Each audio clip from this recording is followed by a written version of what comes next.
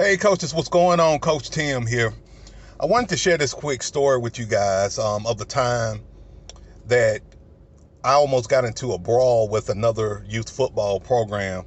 Um, and this happened about 3 years ago, guys. So um, what happened was the last game of the season, and we was playing a team that had a reputation of just bad sportsmanship, talking crap, all of that, right?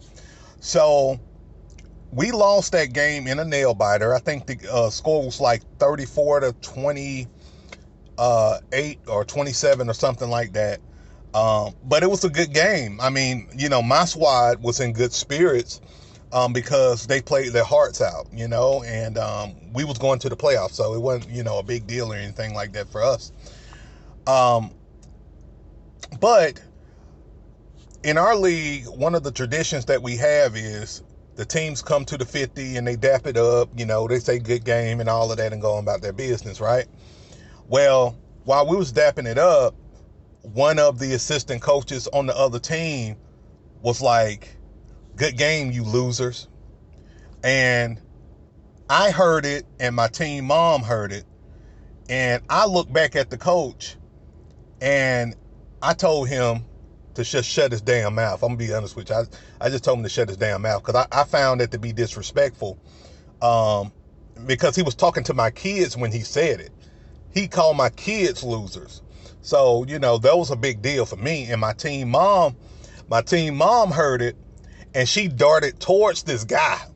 So when she darted towards the guy, I ended up grabbing her.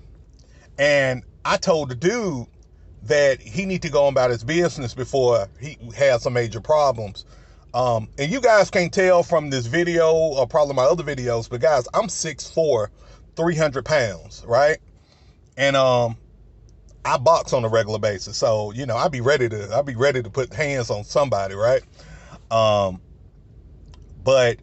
in this guy, he wasn't a small guy. He's probably like 6 even, 200 pounds or whatever.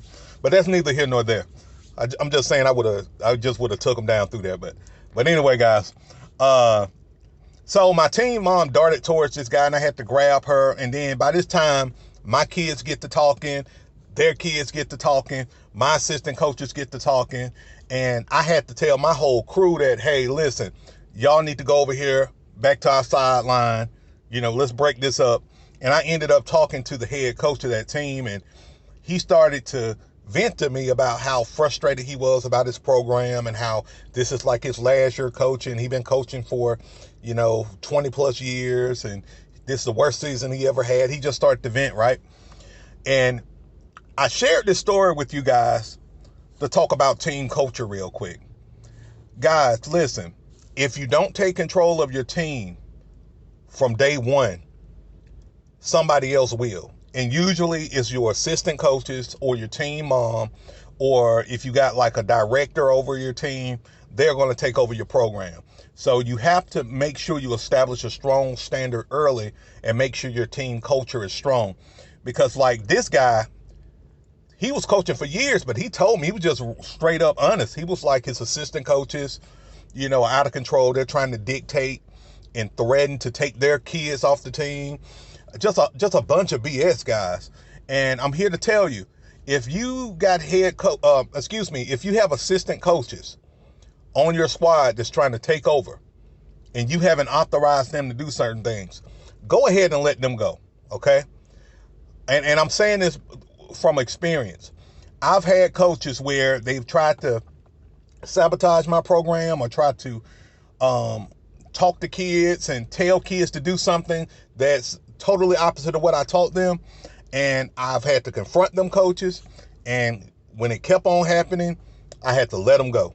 And sometimes, guys, you have to be the bad guy as the head coach and let some of these guys go, because a lot of these guys don't mean your program no good. They want to be able to have a little control and a little shine, and they're willing to disrespect you by taking over your program and dictating the culture of your team.